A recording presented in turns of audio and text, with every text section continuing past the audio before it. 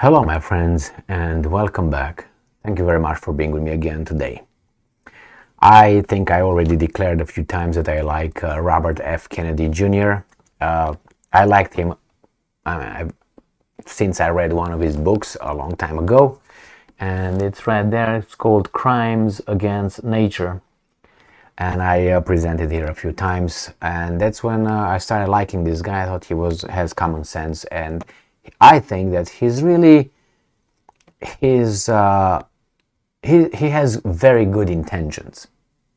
That's very good intentions. Now I know that a lot of bad things happened starting with good intentions, but I don't know. I think he's an honest guy compared with all the rest available over there. But you can't just be honest. You have to be also capable, if you know what I mean. You have to have this. You have to have this. You have to have this. You have to have this.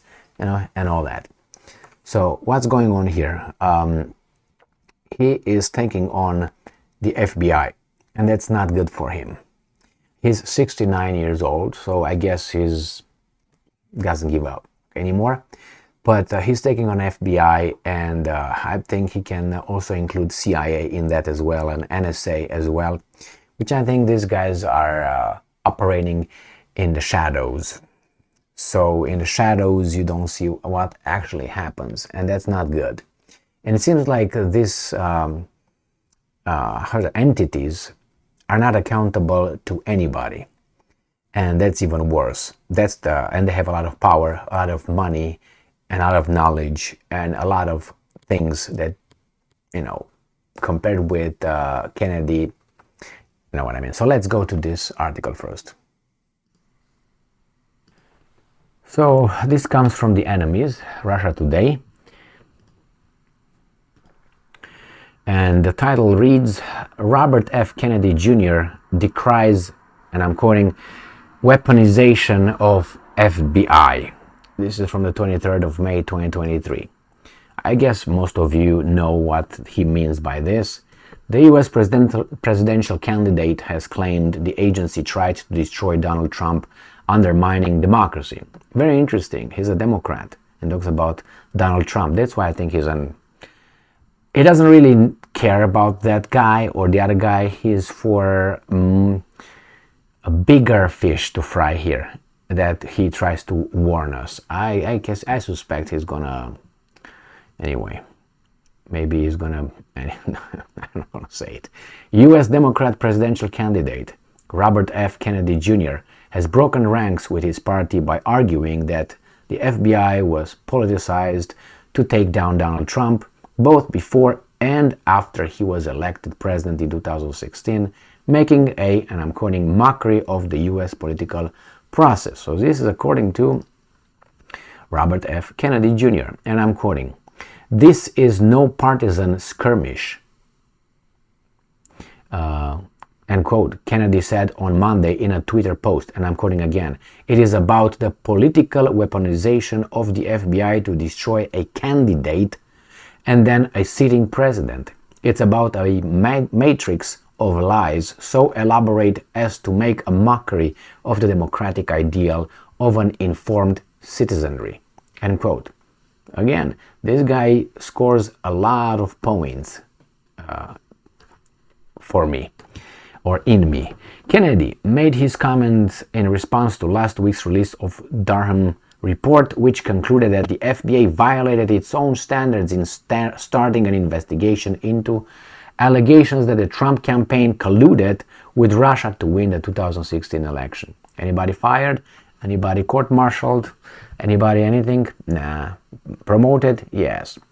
Special prosecutor John Durham's 4-year probe found that the agency based its case on unverified allegations leading to the Russiagate investigation during Trump's presidency and became a funnel for disinformation from Democrat candidate Hillary Clinton's campaign. CNN and other US media outlets that touted the Trump-Russia allegations for years downplayed the Durham report, calling the damning findings about the FBI and I'm calling whole big nothing. End quote. Kennedy said the media's role in the attacks on Trump's was, and I'm quoting, maybe most troubling of all. End quote. He added, and I'm quoting again, the Durham report reveals the abject complicity of the mainstream press, which has yet to admit they were taken in by the big lie, propagated it, and now continues to permit those lies to stand as truth. End quote. Kennedy is a nephew of the President John F. K. Jr. and a son of 1969 presidential candidate Robert F. Kennedy, both of whom were assassinated. Earlier this month, he claimed that the FBI was behind the 1963 murder of his uncle and was likely involved in the killing of his father. That's what he claimed. He has a history of anti-establishment viewpoints.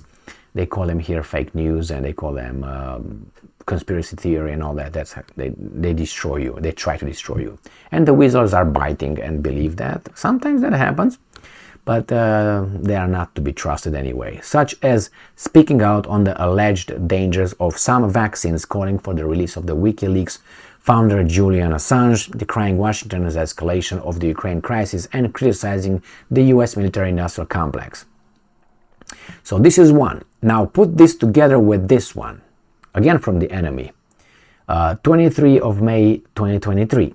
FBI defies subpoena on Biden corruption case. The top U.S. law enforcement agency has refused to give Congress documents detailing allegations of a bribery scheme. Now, these guys, as weasels as they're elected by us. These guys right here, they're not. So FBI by definition is more tyrannical than the Congress. Why? Because at least supposedly we have something to say in who gets elected, but in who gets appointed, not really. Because you would say, well, the Congress, then you have the president's gonna appoint the FBI director. The FBI director would be sworn by, or how do you call it, by the Congress. I can't remember the process. The name will be, I can't remember the name, but you know what I mean. It comes in front of a commission, and then they ask him questions, and then they say, yes, I will vote for you. I can't remember the name, Jesus Christ. Anyway, that's not Jesus Christ, so be sure about that. The FBI has again refused to turn over documents subpoenaed by Congress regarding allegations of a bribery scheme allegedly perpetrated by then Vice President Joe Biden, escalating a row between House Republicans over the agency's handling of the case. The latest refusal to comply with the subpoena. I know that if you don't comply with subpoena, you have a felony and you get arrested and in prison. That's how I know. But hey, this is FBI. Confirmed, that's the word, Jesus Christ. You come in front of the Congress Commission, but then you get confirmed. Anyway, FBI officials, here he is. At issue is a so-called FD 1023 form, which details accusations that President Biden accepted foreign bribes in exchange for policy favors when he was vice president under President Barack Obama. FBI officials previously missed a May 10 deadline to provide the requested materials to Congress. They say fuck off, basically. At the time, the agency claimed that the allegations against Biden were unverified and that the FD 1023 must be kept private to protect FBI informants. That's how it is. They do. You can redact it. You don't need that. You know what I mean?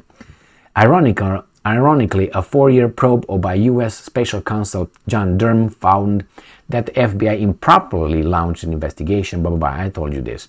So let me tell you this little thing here about subpoena. This is what FBI and CIA and these weasels are doing. When they are in front of the elected officials, whatever committee is of an investigative committee, whatever term they use, they say, well, your mom is a whore, but I can provide the evidence because it's confidential. And if I provide the evidence that your mom is, as I said, I will endanger the agency's, agents' identity and lives. So I will not tell you, I will not give you anything because it's confidential and it's protected and all that, top secret. So I can say it, people can take it as God's word, but I don't have to prove it. I'm just going to say it. This is the power these guys tend to have nowadays. I heard it so many times when I say, well, it's an ongoing investigation. I can't provide details on the ongoing investigation. I will come back to you, and I never come back. Or if you say, well, I order you, like a judge. If an order, let's say I'm in front of a judge, right, and capacity of, let's say, an FBI agent or I don't know, an investigator or a detective or whatever you are, and the judge orders you to do it, to reveal a name, you gotta reveal that name. But FBI is above these kind of things, and remember, there were FBI and CIA and NSA, these guys. This is state inside a state. They function on their own. And as I said, they have a lot of problem. A lot of power. They have a lot of power. Unchecked power. And supposedly they should listen to the president and so on. But the president doesn't know what his name is, so what do you expect? We're in bad shape, my friends. I think the next step is tyranny here. We are in a veiled tyranny, which some people still think that this is the game that Robert F. Kennedy Jr. was talking about, a mockery of the democracy, because people can't see through it. I think it was Alice in Wonderland. Well, I think that's how it was. When you look behind the curtain and you see who's behind and who's playing actually the microphone, you just hear the voice and the face. The same is here. It's a mockery of it. And it's going to work. It's going to work this way for a while because you don't have the other side, which is, I would say, the side of the truth, power strong enough to oppose these guys. And you expect people working in FBI or CIA or all that at the top to say, you know what, I don't need this power. I'm going to do this for the people and for the country. Well, I hope some of them will wake up like that, because the agents are as the agents, but they have little power. But the guys over there, they have, and the guys underneath and so on. Remember when Alexander the Great was in India, and he was considered a god, the deity at that time, and his army revolted. They didn't want to cross, I think, into India. Remember when that was? And they said, well, we had enough. Jesus Christ, come on, let's go back. Let's enjoy life. We've been, I don't know how many years already here. We started over there in Pella, and now we're in Indus, right here in wherever we are. And then it's a very interesting, speech that he delivered. You can find it. It's very interesting. He was a very, very intelligent person. I mean, he was trained by Aristotle. So what do you want? He was courageous, smart. He had it all, I guess. But he died at 33 or something? Like Jesus, wasn't he? Anyway. So the rank and file revolted, plus some generals. Well, and he listened to them. He said, you know what? Whatever you want, guys. Who wants to come with me, comes with me. If not, but he made a fantastic speech. I would like you to, I refer it to you. Please listen to it, read it, however you want. And read the context, because put in the context, you realize, and if you need some explanation, there are some books that provide you their explanations on that, or some, anyway. Explanation to put it in a context that matters very much, because you can make reference to many, many things, historical things that you have to know them in order to put it together and say, oh my God, he just used the logos, used pathos. He was, anyway, a leader. No, anyway, he had charisma. So I hope you find some people in rank and file and some generals that will say, you know what, we need to save this country. We have to bring it to the Constitution and live up to it. Well, what's going on right now, and with all these campaign donations, people call it differently, like bribes. That's not, no, it's a lot of things. Mass media that supposedly is free mass media. A lot of problems. It's going down, and we have to bring it back and make it better than it was intended. At least that's what I hope. Thank you very much for, otherwise this social experiment, United States of America, is gonna go to where it came from, to a tyranny. Thank you very much for being with me again today. Stay strong, stay smart, look for the truth, and be just.